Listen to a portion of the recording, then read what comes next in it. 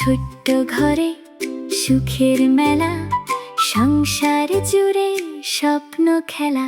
আমি ঘরের রানী, ভালোবাসার টানে ছোট্ট ছোট্ট সুখ খুঁজি আপন ঠিকানায়। রান্নাঘরের গল্প, সংসারের রং, হাসি মুখে কাটে আমার প্রতিটা ক্ষণ। ভোরের আলো জানা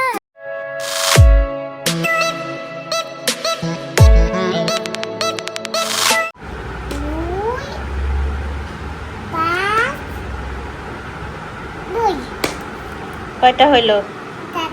কয়টা? চারটা হইল। হ্যালো এভরিওয়ান, আসসালামু আলাইকুম। Welcome back to my channel. আমি ফাহমিদা পারভিন উর্মি। আশা করছি যে যেখানে আছেন সবাই অনেক অনেক ভালো আছেন, সুস্থ আছেন। আলহামদুলিল্লাহ, আল্লাহর অশেষ রহমতে আমরাও অনেক ভালো আছি। বলো 1 2 3। বরাবরের মতো নতুন আরও একটি ব্লগ নিয়ে হাজির হয়ে গেলাম, আর আশা রাখছি আমার আজকের এই ব্লগটিও আপনাদের কাছে খুব ভালো লাগবে। সকালে ঘুম থেকে উঠে অনেকগুলো কাজই করে নিয়েছি, তারপরে আদিয়ার সাথে কিছুক্ষণ সময় কাটাচ্ছিলাম। ওইদিকে রান্নাবান্নাগুলোও হয়ে গিয়েছে। এখন রান্নাঘরটা ক্লিন করে তারপরে বাসার অন্যান্য কাজগুলো করব।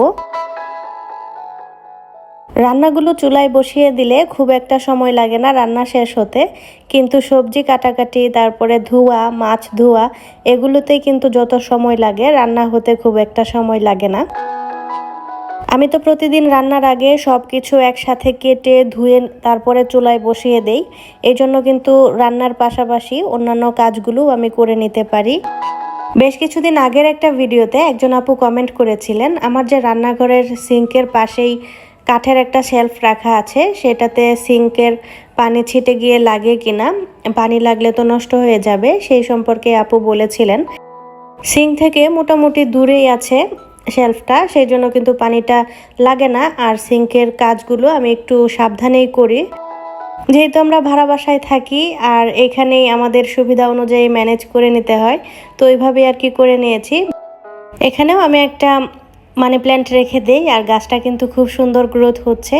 কিছুই করি না, শুধুমাত্র পানিতেই রেখে দেই এভাবে, আর কয়েকদিন পরে পরে পানিটা চেঞ্জ করে দেই। মাশাআল্লাহ, এভাবেই এতটা গ্রোথ হয়। এই কাঠের শেলফটা বানিয়ে নেওয়াতে আমার কিন্তু বেশ অনেকটাই সুবিধা হয়েছে। আমার রান্নার যত ধরনের মশলার কৌটা আছে সবগুলো কিন্তু এটাতে ধরে যায়, তো সবগুলো এখানেই আমি গুছিয়ে রাখি। সংসারের প্রতিদিনের যে কাজকর্মগুলো থাকে সেগুলো করে নিয়েছি। এখন আসলাম রুমে একটা এক্সট্রা কাজ করার জন্য। এই আলমারিটা অনেক দিন ধরেই আমি গুছাতে চাচ্ছিলাম, তো সময় করে উঠতে পারছিলাম না। আজকেও সময় ছিল না, তারপরও ভাবলাম যে যেহেতু মনে হয়েছে আজকেই এটাকে পরিষ্কার করি। তো এলোমেলো ছিল, এই জন্য ভালো লাগছিল না একেবারেই। যতবারই আলমারির দিকে তাকাতাম আর মনে হতো যে ভিতরে তো এলোমেলো আছে, আরও কিছু কাপড় বাতিল করার আছে। তো ফাইনালি আজকে আলমারিটা গুছিয়ে নিচ্ছি। আলমারিতে সবগুলো কাপড় আমি এমনভাবে ভাঁজ করে রাখি যেন যখন যেটা দরকার হয় সেটা আলমারি খোলা মাত্রই হাতের কাছে পাওয়া যায় এবং সিরিয়ালি থাকে। তো সেই জন্যই আমি সবগুলো গুছিয়ে নিচ্ছিলাম। এখানে হচ্ছে আমার যতগুলো হিজাব আছে সেগুলো গুছিয়ে নিচ্ছি, তো আরও কিছু বাদ দিয়েছি। কয়েক বছর আগে যখন এই আলমারিটা প্রথম আমরা বানিয়েছিলাম তখন কিন্তু এত বেশি কাপড়ও ছিল না, তো আলমারিটা পুরোটাই ফাঁকা থাকতো আর মনে হতো যে এত বড় আলমারি দিয়ে আমরা কি করব, তো এতগুলো কাপড় তো নেই। কিন্তু এখন এত কাপড় হয়েছে যে আলমারিতে আর জায়গা নেই। এখন মনে হচ্ছে আমাদেরকে আরও একটা আলমারি বানাতে হবে। এমনই হয় দেখবেন, সংসারে যখন নতুন কোনো কিছু বানিয়ে আনা হবে তখন সেটাতে রাখার মতো জিনিস কিন্তু পাওয়া যাবে না, খুব কম জিনিস দিয়ে ওইটা গুছানো হবে।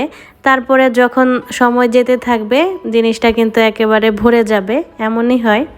তো এখানে কিছু বুরকা আমি বাতিল করছিলাম, আর কিছু গুল জামা টাইপের যেগুলো থাকে সেগুলো বাতিল করে দিচ্ছি। এগুলো আমার আর হচ্ছে না, এখন পরবো না, তো কাউকে না কাউকে দিয়ে দিব।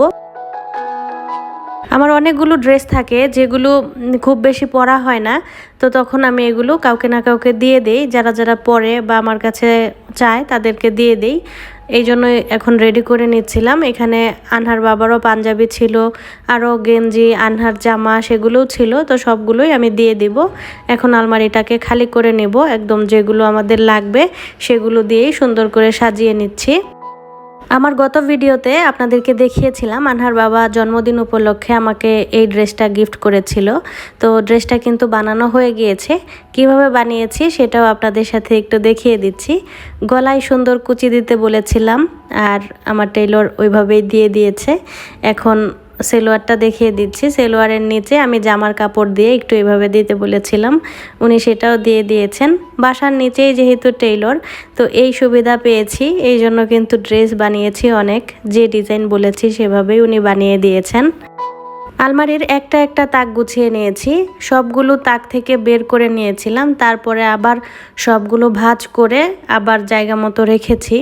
সবগুলো সুন্দর করে রেখেছি যাতে হাতের কাছেই পাওয়া যায়। আর এখন যেগুলো পরবো সেগুলো সামনের দিকে রেখেছি, শীতে যেগুলো পরবো সেগুলো একটু পিছন দিকে রেখেছি। উপরের পার্টটাতে সব চাদর, তারপরে পর্দা সেগুলো রেখেছি। আলমারির আরও একটা পার্টে আমার শাড়িগুলো রাখা আছে, তো শাড়ি তো খুব একটা পরা হয় না, সেজন্য সেই তাকটা গোছানোই আছে। তারপরে কিছু জিনিস ধুয়ে দিয়েছিলাম, এই যে এই বড় ফুলদানিটা ধুয়ে দিয়েছি, পাপোশটা ধুয়ে দিয়েছি। এগুলো ঘরে থেকে খুব ময়লা হয়, তো আমি ডিটারজেন্ট দিয়ে পানি দিয়ে ধুয়ে ফেলেছি। এখন একটু রোদে দিয়েছি শুকানোর জন্য। কয়েকদিন পরে পরে ধুয়ে দিলে এগুলো দেখতে কিন্তু খুব সুন্দর লাগে, ময়লাগুলো আর থাকে না। আলমারিতে একটা তাকে কিন্তু আমারই সব জামা, 2 পিস 3 পিস, গাউন, বোরকা যা যা আছে সবই আছে কিন্তু আমার। তো এই বয়সও পরবো না তো পরবো কখন? শখেরও তো একটা নির্দিষ্ট বয়স আছে, তাই না? তো সেই জন্য আর কি যত পারছি এই বয়সেই পরে নিচ্ছি। আমাদের এই ছোট ছোট শখগুলো একটা নির্দিষ্ট বয়স পর্যন্তই কিন্তু থাকে। তো ওই বয়সটাতে যদি আমরা আমাদের শখগুলোকে পূরণ করতে পারি তাহলে কিন্তু আমরা ভালো থাকি। আর আমরা ভালো থাকলেই আমরা একটা পরিবারকেও ভালো রাখতে পারবো। যাই হোক, তারপরে বিকেলবেলা বাগানটাকে ক্লিন করে নিচ্ছিলাম। বেশ অনেক দিন হয়ে গিয়েছে, বাগানটা একেবারে ধরাই হচ্ছিল না। তো ফাইনালি বাসার সব কিছু যেহেতু পরিষ্কার করছি, বাগানটা আর বাদ যাবে কেন, সেই জন্য কিন্তু বাগানেও পরিষ্কার করা শুরু করে দিয়েছি। আমরা দুজনে মিলেই পরিষ্কার করছিলাম, আনহার বাবা আর আমি একা তো সবটা পারবো না, যেহেতু অনেক গাছ আমার বারান্দায়, সেজন্য। বেশ কিছুদিন আগে একটা ভিডিওতে একজন আপু কমেন্ট করেছিলেন আমার মানি প্ল্যান্ট গাছগুলো এত বড় বড় হয় কিভাবে। তো আমি কিন্তু তেমন কোনো যত্ন করি না, এই যে পানি দিচ্ছি আর মাঝে মাঝে চাল ডাল ধোয়া পানি দেব। মানি প্ল্যান্ট গাছগুলো একটু আলো আসে এমন জায়গায় রাখলেই কিন্তু খুব সুন্দর গ্রোথ হয়। তো এই ছিল আমার আজকের ব্লগ। গাছগুলোকে যত্ন করে নিচ্ছি, সেই সাথে আপনাদের কাছ থেকেও বিদায় চেয়ে নিচ্ছি। সবাই অনেক অনেক ভালো থাকবেন, সুস্থ থাকবেন। আবারও দেখা হবে। আল্লাহ হাফেজ, আসসালামু আলাইকুম।